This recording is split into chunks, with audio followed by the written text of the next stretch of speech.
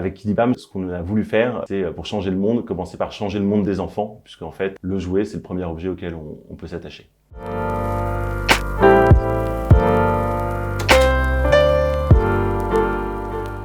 Bonjour, je m'appelle François, j'ai 34 ans et j'ai cofondé Kidibam avec mon associé et ami d'enfance Théo. Avant ça, on avait lancé une première start-up ensemble il y a une dizaine d'années dans le secteur de la culture et j'ai ensuite travaillé pendant 8 ans chez Faber Novel où j'étais associé et directeur des opérations.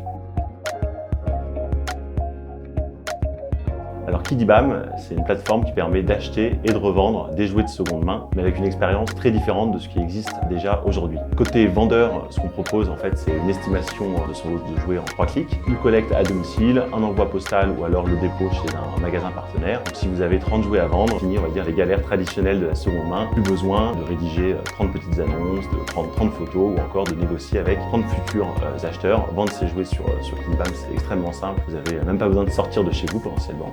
C'est côté vendeur et côté acheteur, parce qu'on offre des jouets de seconde main qui sont nettoyés, vérifiés, contrôlés dans notre atelier. Donc là aussi, il n'y a pas de mauvaise surprise. Le puzzle sera complet, le jouet sera dans l'état dans lequel il était indiqué sur le site et vous avez tout ce que vous pouvez retrouver habituellement sur un site e-commerce, que ce soit un service client réactif, une livraison à domicile. En un mot, ce qu'on cherche à proposer, c'est de la seconde main, mais avec une expérience qui est une expérience de première classe.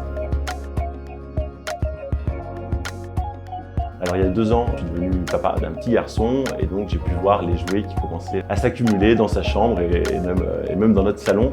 Des jouets en fait avec lesquels il allait jouer seulement quelques semaines, quelques mois dans le meilleur des cas. Donc j'ai commencé un peu à me renseigner sur l'impact environnemental des jouets. J'en ai parlé avec mon copain de maternelle Théo. Ce qu'on a découvert nous a plutôt choqué. On s'est rendu compte que chaque année en France, il y avait plus de 110 000 tonnes de jouets qui étaient jetés à la poubelle. Et je ne parle pas de tous ceux qui dorment dans des placards. Et donc en fait, il y a un vrai enjeu à donner une seconde vie à tous ces jouets qui ont déjà eu une première histoire avec d'autres enfants.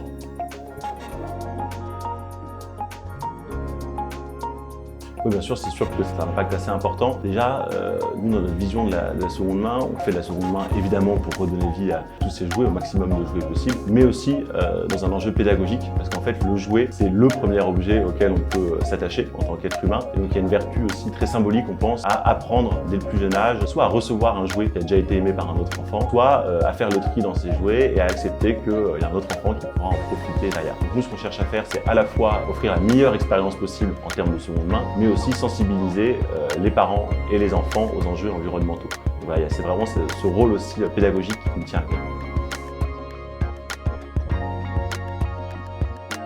Bien sûr, peut-être déjà au quotidien, je dirais se rappeler qu'on peut aussi voter avec son porte-monnaie, donc alors que ce soit en changeant de banque, que ce soit aussi privilégier de la seconde main par rapport au neuf, ou encore à faire attention aux marques qu'on va acheter, à prendre des marques qui ont un impact positif à la fois sur la planète, mais aussi, j'insiste, sur la société. Donc ça c'est au quotidien. Je dirais en vacances, se dire qu'on peut vivre des aventures extraordinaires sans partir au bout du monde en prenant l'avion. Moi par exemple cet été, je vais traverser les Landes à vélo avec ma femme et mon fils de 2 ans. C'est une grande aventure en famille, mais finalement c'est à quelques kilomètres de chez nous. Et puis au bureau, pour finir, je dirais ne pas tomber dans la facilité, dans le greenwashing, se former, parce qu'il y a énormément de ressources qui existent en ligne aujourd'hui pour bien comprendre les enjeux du climat, comprendre aussi comment on peut faire du marketing autrement. Donc, par exemple, on a rejoint une communauté qui s'appelle Marketing Flow, avec que des acteurs engagés et qui veulent communiquer différemment. Voilà, il y a plein de choses qui existent, donc ne pas tomber dans la facilité, se former et essayer de faire mieux.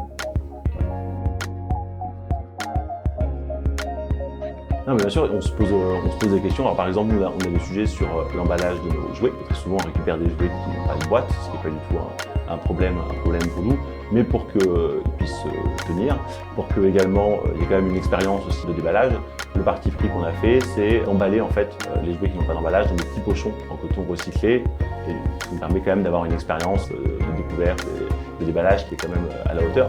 Et du coup, ça nous pose des questions. Est-ce qu'en fait, il faut avoir un emballage? Évidemment, c'est un surcoût aussi pour nous de faire ça par rapport à du carton, du plastique, etc. Donc, en permanence, on a des arbitrages de ce type-là à prendre entre l'impact qu'on va avoir, l'expérience client et évidemment l'équation économique. Un exemple, on se le pose, je dirais, tous les mois sur plusieurs sujets.